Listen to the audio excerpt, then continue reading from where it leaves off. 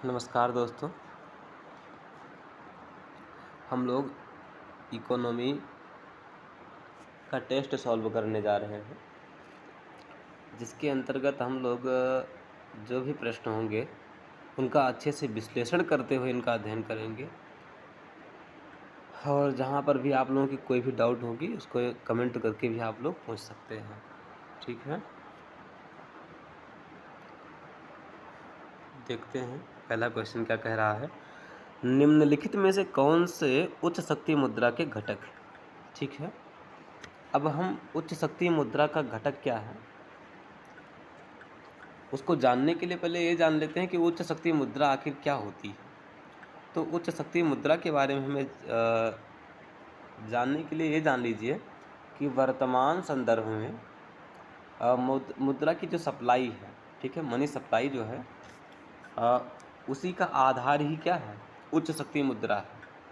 ठीक है, अर्थात मुद्रा आपूर्ति का जो निर्धारण है वह उच्च शक्ति मुद्रा, ठीक है, के रूप में ही व्यक्त किया जाता है। ठीक है, इसमें क्या क्या शामिल होती हैं, तो इसमें शामिल की यदि बात की जाए तो जो वाणिज्यिक बैंक होते हैं उन वाणिज्यिक बैंकों के पास आरक्षित जो कोष होता है वो कोष इसके अंतर्गत आता है। और जनता के पास धारित जो मुद्रा है, ठीक है, जनता के पास रखा हुआ कौन सा मुद्रा है, एक तो नोट है उनके पास, ठीक है, जनता के पास क्या है, नोट है, और उनके पास जो सिक्के हैं, इन दोनों का जो योग है, नोट और सिक्कों का जो योग है वो क्या है, उच्च शक्ति मुद्रा के अंतर्गत आता है। ठीक है, तो इसके मुख्य दो घटक हैं, एक वाणिज्यिक बैंकों के पास आरक्षित जो कोष और जनता के पास धारित जो मुद्रा है वो किस में आता है, उच्च शक्ति मुद्रा के अंतर्गत आता है। और इसका एक फॉर्मूला भी है, कौन सा फार्मूला है, तो H बराबर C plus RR plus ER। ठीक है, जहाँ पर H का मतलब है हाई पावरेड मनी और C का मतलब है करेंसी यानी मुद्रा, और RR का अभिप्राय है रिजर्व रेशियो, ठीक है, अनिवार्य कोष, और जो ER है उसका अभिप्राय है अतिरिक्त कोष। ठीक है, तो जो जनता के पास धारित नोट और सिक्के हैं, वाणिज्यिक बैंकों के पास जमा जो अनिवार्य कोष है, और वाणिज्यिक बैंकों के पास रखा जो अतिरिक्त कोष है, इन सभी के योग को ही क्या कहा जाता है, इन सभी के योग को ही हाई पावरेड मनी कहा जाता है। ठीक है, उम्मीद करता हूँ कि ये बात आपको अच्छे से समझ में आ गई होगी। अब देखते हैं क्वेश्चन क्या कह रहा है। निम्नलिखित में से कौन से उच्च शक्ति मुद्रा के घटक हैं? ठीक है, जनता द्वारा धारित मुद्रा, जनता द्वारा धारित जो मुद्रा है वो तो घटक है ही इसका, जनता के पास नोट और सिक्के होते हैं वो तो इस उच्च शक्ति मुद्रा का घटक है ही। ठीक है, और वाणिज्यिक बैंकों द्वारा धारित मुद्रा, वाणिज्यिक जो व्यावसायिक बैंक होते हैं उनके पास जो रखा हुआ जो मुद्रा है, मतलब रिजर्व के रूप में, और उनके जो कोष हैं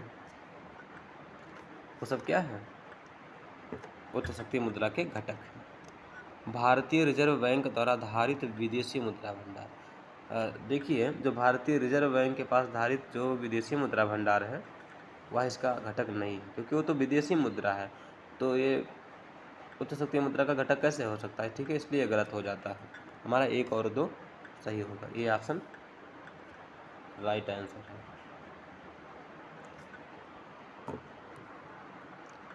भारत सरकार के मुद्रीकृत घाटे के संदर्भ में निम्नलिखित कथनों पर विचार कीजिए। ठीक है, मुद्रीकृत घाटा क्या होता है, मोनेटाइज्ड डिफिसिट क्या होता है, तो यदि मुद्रीकृत घाटे के बारे में बात किया जाए तो यह सरकार को प्राप्त होने वाला नेट बैंक क्रेडिट होता है। क्या होता है, नेट बैंक क्रेडिट होता है, जो कि एक सरकारी घाटे का एक भाग होता है। ठीक है, और ये जो मुद्रीकृत घाटा होता है, ठीक है, एमडी होता है, उसको आरबीआई से उधार लेकर के पूर्णतः वित्त पोषित किया जाता है। क्या किया जाता है, इसको आरबीआई से उधार लिया जाता है और आरबीआई से उधार लेकर के इसे चुकाया जाता है। ठीक है,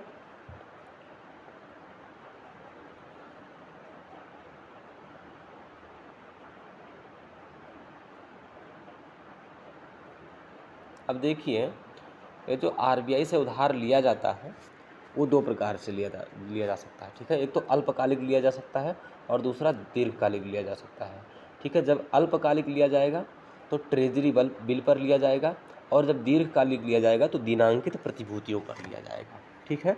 इसलिए हम इसको कह सकते हैं कि जो अल्पकालिक ट्रेजरी बिल हैं और दिनांकित प्रतिभूतियाँ, ठीक है, उनके शुद्ध निर्गमन और आरबीआई के पास रखा जो रुपया है, ठीक है, उसके रुपये के जो सिक्के हैं उसका, और आरबीआई के पास सरकार की जो कुल जमाएँ हैं उनका योग होता है, ठीक है। इसके मुद्रीकृत घाटे के मान लीजिए कि 4 घटक होते हैं, ठीक है। मुद्रीकृत घाटे के 4 घटक होते हैं, ठीक है। कौन कौन होते हैं? एक तो ट्रेजरी बिल होता है, अल्पकालिक ट्रेजरी बिल अल्पकालिक ही होती है, ठीक है, ट्रेजरी बिल होती है। दूसरा दिनांकित प्रतिभूतियाँ, डेटेड डेटेड सिक्योरिटीज़, दिनांकित प्रतिभूतियाँ। और तीसरा आरबीआई के पास अनन्य रूप से आरबीआई के सिक्के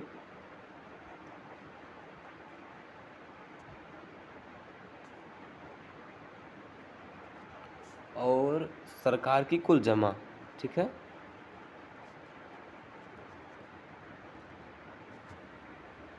याद रखिए कि मुद्रीकृत घाटे में 4 चीज़ें आती हैं। कौन कौन? एक तो अल्पकालिक ट्रेजरी बिल, दूसरा दिनांकित प्रतिभूतियाँ, ठीक है, और जो आरबीआई के पास धारित रुपए के सिक्के हैं, और आरबीआई के पास सरकार की जो कुल जमा है उन्हीं का योग क्या कहलाता है? मुद्रीकृत घाटा कहलाता है, ठीक है। याद रखिए कि मुद्रीकृत घाटे को पूर्णतया आरबीआई से उधार लेकर के वित्त पोषित किया जाता है। अब इसी प्रकार का एक होता है पारंपरिक बजट घाटा। क्या होता है? पारंपरिक बजट घाटा।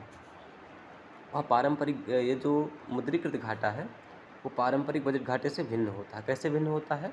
तो जो पारंपरिक घाटा है ना, उसे आरबीआई और गैर आरबीआई जो संस्थान है ना, उनके द्वारा रखा जाने वाला जो 91 दिवसीय ट्रेजरी बिल होते हैं। देखिए, ट्रेजरी बिल की यदि बात की जाए तो इनकी 3 तिथियाँ मुख्यतः होती है। एक तो 91 दिवसीय होते हैं, दूसरा 182 दिवसीय होते हैं, तीसरा 364 दिवसीय होते हैं, ठीक है।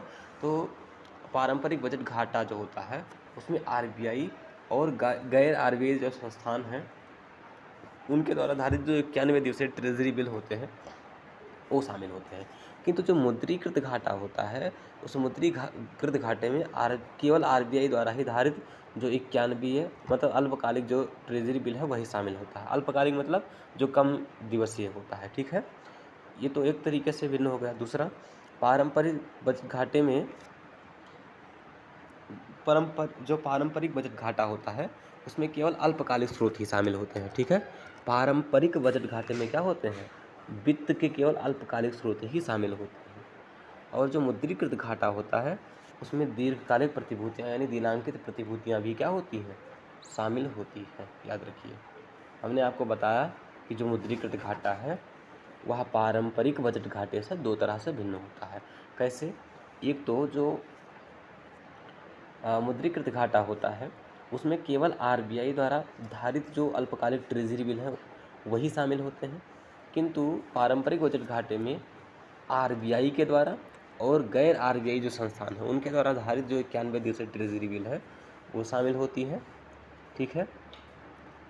और पारंपरिक बजट घाटे में वित्त के केवल अल्पकालिक स्रोत ही शामिल होते हैं। क्या होते हैं? इसमें वित्त के केवल अल्पकालिक स्रोत ही शामिल होते हैं। जबकि जो मुद्रीकृत घाटा होता है उसमें दीर्घकालिक प्रतिभूतियाँ भी शामिल होती हैं, ठीक है। उम्मीद है कि ये बात आपको समझ में आ गई होगी। देखते हैं क्वेश्चन क्या कह रहा है। भारत के मुद्रीकृत घाटे के संदर्भ में निम्नलिखित कथनों पर विचार कीजिए। यह सरकारी घाटे का वह भाग है जिसे पूरी तरह से भारतीय रिजर्व बैंक से उधार लेकर के वित्त पोषित किया जाता है। एकदम सही बात है। दूसरा, इसमें आरबीआई द्वारा उच्च मूल्य के करेंसी नोटों का केवल मुद्रण शामिल है।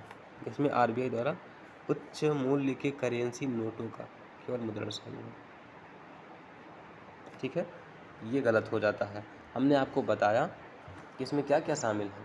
इसमें अल्पकालिक ट्रेजरी बिल शामिल है, और इसमें दिनांकित प्रतिभूतियाँ शामिल हैं।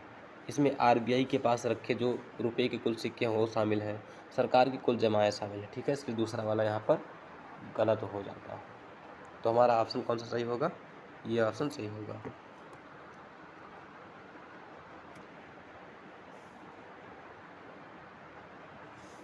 उपभोक्ताओं के व्यय को प्रोत्साहित करने के लिए सरकार करों में कटौती करती है और घाटे वाला बजट चलाती है।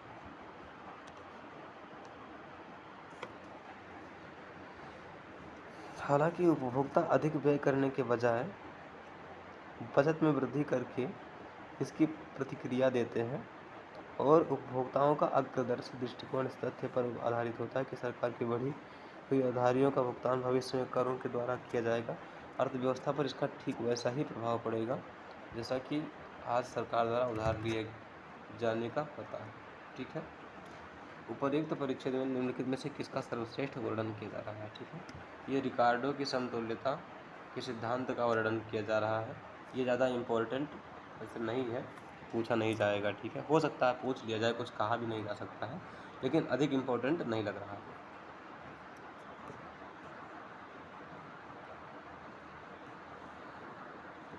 पशुधन गणना के संदर्भ में निम्नलिखित कथनों पर विचार कीजिए। पशुधन गणना, ठीक है, देखिए देश में पशु गणना की शुरुआत कब हुई थी? तो 1919 में शुरुआत हुई थी। इसकी शुरुआत कब हुई थी? 1919 में इसकी शुरुआत हुई। ठीक है, यह गणना 5 वर्षों में एक बार की जाती है। अब तक 20 पशुधन गणनाएं आयोजित की जा चुकी है। ठीक है, याद रखिए 1919 में चालू हुआ, 5 वर्षों में एक बार की जाती है। 20 पशुधन गणनाएं अभी तक क्या की जा चुकी है? आयोजित की जा चुकी है। ठीक है,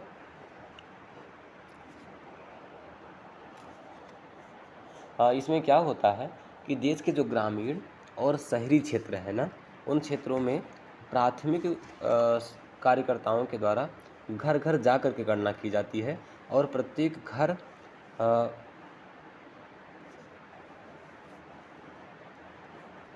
घरेलू उद्यमों और संस्थाओं के पास जो मौजूद पशुधन है या कुक्कुट है, उनकी संख्या का, आयु का और लिंग को ज्ञात किया जाता है। ठीक है, उनको काउंट किया जाता है। जो पशुधन गणना होती है, इसमें पालतू क्या होता है, तो सभी पालतू पशुओं को शामिल किया जाता है। ठीक है, सभी पालतू पशुओं को शामिल किया जाता है। ठीक है, इसमें सभी पालतू पशुओं को शामिल किया जाता है और उनकी गणना की जाती है। ठीक है, यह जो गणना है वह मत्स्य पालन, पशुपालन और डेयरी मंत्रालय द्वारा,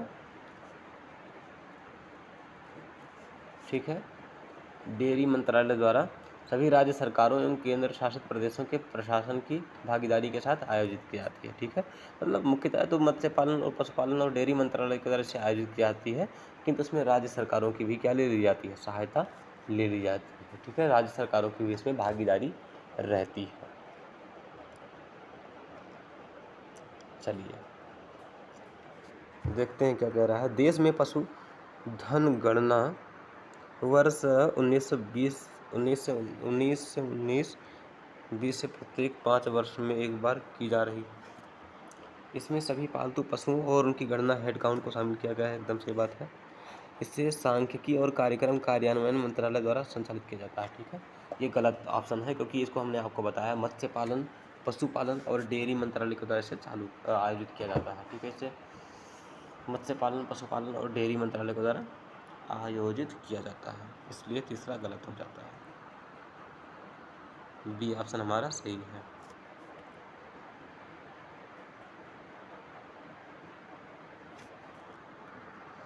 भारत में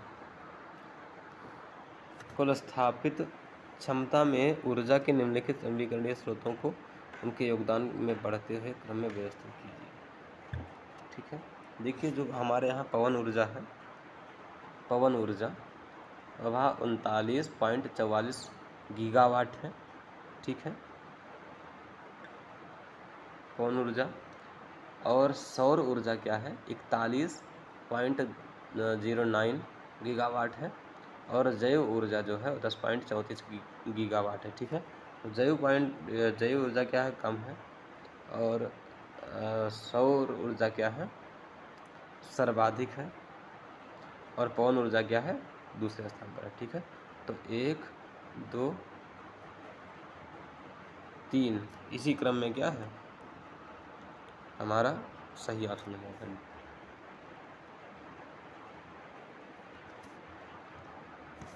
सॉरी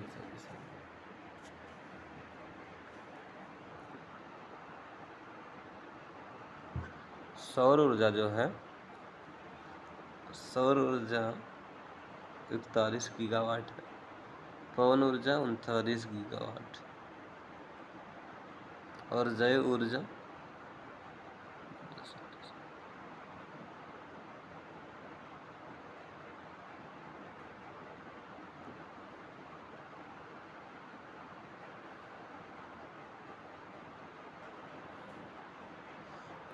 तो हमारा ए डी ऑप्शन सही होना चाहिए। चलिए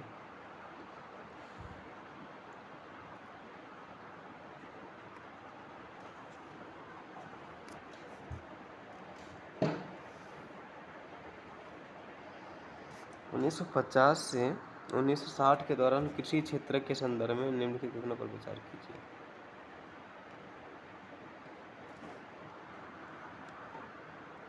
इस अवधि के दौरान भारतीय कृषि की उत्पादकता में वृद्धि हुई थी। ठीक है, 1950 से 1990, ये ऑप्शन सही बात है। इस अवधि के दौरान क्या हुआ था, भारतीय कृषि की उत्पादकता में वृद्धि हुई थी। ठीक है, क्योंकि देखिए स्वतंत्रता के समय जो देश की जनसंख्या लगभग 75% जनसंख्या किस पर कृषि पर आश्रित थी। ठीक है, और ये जो कृषि क्षेत्र था इसमें उत्पादकता बहुत कम थी। ठीक है, क्यों उत्पादकता कम थी, क्योंकि यहाँ पर जो पुरानी पद्धतियाँ थी उन्हीं का प्रयोग किया ज़्यादा था। ठीक है, और बहुत से किसान थे जिनके पास सामग्रियाँ ही पर्याप्त मात्रा में उपलब्ध नहीं थी। ठीक है, जिसके कारण सही से उत्पादन नहीं हो पाता था। ठीक है,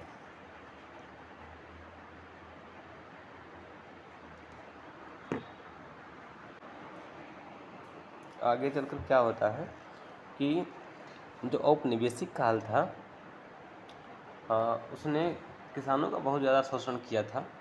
किंतु जब हरित क्रांति आई तो हरित क्रांति से क्या हुआ कि वो जो औपनिवेशिक काल वाला गतिरोध था समाप्त हो गया। और इसके तहत क्या हुआ, उच्च पैदावार वाली जो बीजें थे उनका प्रयोग किया गया, जिससे गेहूं और चावल के उत्पादन में अधिक वृद्धि होने लगा, मतलब वृद्धि होने लगा। ठीक है, मतलब गेहूं और चावल का पैदावार क्या होने लगा, अधिक होने लगा। ठीक है, हरित क्रांति जो था उसे देश बहुत लाभान्वित हुआ और 1960 के दशक के अंत तक देश में जो कृषि उत्पादकता थी उसमें पर्याप्त खाद्यान्न होने लगा। ठीक है, जिससे भारत क्या हो गया, आत्मनिर्भर हो गया। ठीक है,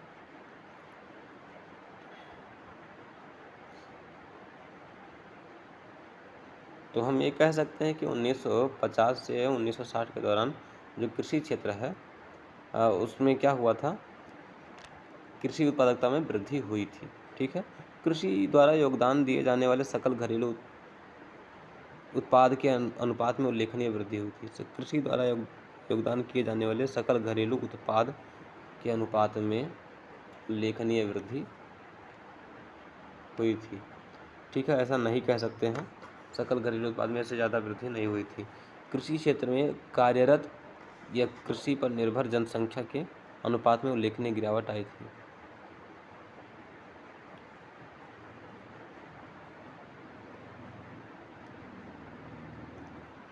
ये भी गलत है। हमारा केवल ऑप्शन ए ही सही है। ठीक है, चलिए।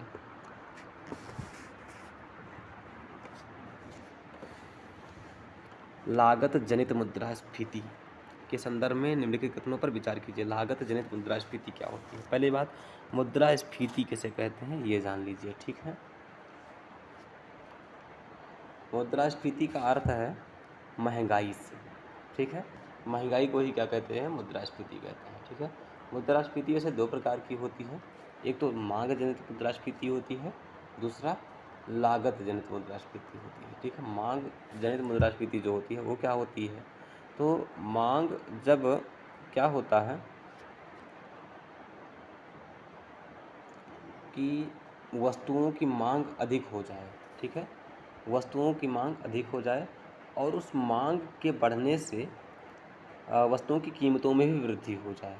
ठीक है, तो उसे क्या कहते हैं? मांग जनित मुद्रास्फीति कहते हैं। ठीक है, और ये जो मुद्रास्फीति है वो क्या है? अच्छी मुद्रास्फीति है। ठीक है, यह बढ़ती अर्थव्यवस्था का संकेतक है। ठीक है, क्योंकि इसमें उपभोक्ता क्या करते हैं? आत्मविश्वास महसूस करते हैं और वे अधिक पैसा खर्च करना चाहते हैं। ठीक है, और अधिक ऋण भी लेते हैं, जिससे क्या होती है? मांग में निरंतर वृद्धि होती रहती है, जिससे अर्थव्यवस्था क्या होती है? बढ़ती रहती है। और वहीं यदि हम बात करें लागत जनित मुद्रास्फीति की, तो यह मुद्रास्फीति क्या होती है? कारक लागतों में वृद्धि के कारण यह मुद्रास्फीति होती है। कारक क्या होते हैं? तो जो उत्पादन के कारक होते हैं, जैसे कि किसी वस्तु का उत्पादन करना है तो उसमें श्रम लगेगा, कच्चा माल लगेगा, ठीक है, भूमि लगेगी, पूंजी लगेगा। ठीक है, तो ये सब क्या है? कारक है। और इन कारकों में यदि महंगाई आ जाए, ठीक है, इन कारकों की कीमत में वृद्धि हो जाए, तो इसके परिणाम स्वरूप जो मुद्रास्फीति होती है उसी को क्या कहते हैं? उसी को हम लागत जनित मुद्रास्फीति कहते हैं। ठीक है, उत्पादन के जो कारक हैं उन कारकों की कीमत में वृद्धि के कारण वस्तुओं की आपूर्ति क्या हो जाती है? कम हो जाती है। और यहाँ पर मांग क्या रहती है? स्थिर रहती है, मांग नहीं बढ़ती है भाई। यहाँ पर जब अधिक महंगाई हो जाएगी बिना मांग के, तो कौन अधिक सामान खरीदना चाहेगा? ठीक है, तो इससे क्या हो जाता है? मांग स्थिर रहती है, मांग बढ़ती नहीं है, किंतु वस्तुओं की कीमतों में वृद्धि हो जाती है। ठीक है,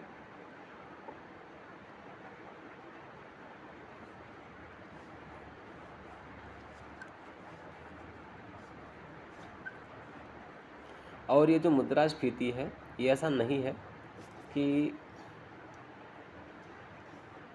कारक लागतों में वृद्धि के कारण ही इसकी वृद्धि होती है, अभी तो कुछ अन्य कारक भी हैं जिनके कारण इसमें वृद्धि हो सकती है। जैसे कि क्या हो गई? प्राकृतिक आपदाएं हो गई। ठीक है, जैसे कोविड-19 हो गया, इस समय लागत जनित मुद्रास्फीति में वृद्धि हुई थी। और कोई वस्तु है जिस पर किसी का एकाधिकार हो तो जैसा चाहे वैसा बेच सकता है। ठीक है, और सरकारी विनियमन हो जाए, सरकार कुछ अपना नियम बना दे जिसके कारण सामान महंगा हो जाए। ठीक है, या फिर कराधान कर दिया, सरकार अधिक कर लगा दे। ठीक है, या विनिमय दरों में परिवर्तन हो जाए, तो इन सब कई कारणों मतलब अन्य अतिरिक्त कारणों के कारण भी लागत जनित मुद्रास्फीति हो सकती है। ठीक है, देखते हैं क्वेश्चन क्या कहता है। यह मुद्रास्फीति श्रम और कच्चे माल जैसे आदानों की कीमतों में वृद्धि के कारण होती है। सही बात है, यह मुद्रास्फीति सदैव एक विस्तारित होती अर्थव्यवस्था का सुदृढ़ संकेतक है। ठीक है, ये गलत बात हो जाती है। जो लागत जनित मुद्रास्फीति है वह बढ़ती अर्थव्यवस्था का संकेतक नहीं है। ठीक है, अपितु वहाँ तो बस ऐसे महंगाई हो जाती है। ठीक है, किंतु जो मांग जनित मुद्रास्फीति है वह बढ़ती अर्थव्यवस्था का संकेतक है, इसलिए दूसरा वाला गलत हो जाता है। ये ऑप्शन हमारा सही होगा। निम्नलिखित कथनों पर विचार कीजिए। स्वायत्त लेन देन अदायगी संतुलन, बैलेंस ऑफ पेमेंट में घाटे या आधिक्य से से स्वतंत्र होते हैं। समायोजित लेन देन का तात्पर्य उन लेन देन से है जो स्वायत्त लेन देन से उत्पन्न होने वाले घाटे या आधिक्य को कवर करने के लिए होते हैं। चलिए बैलेंस ऑफ पेमेंट के बारे में हम लोग जानते हैं पहले थोड़ा सा।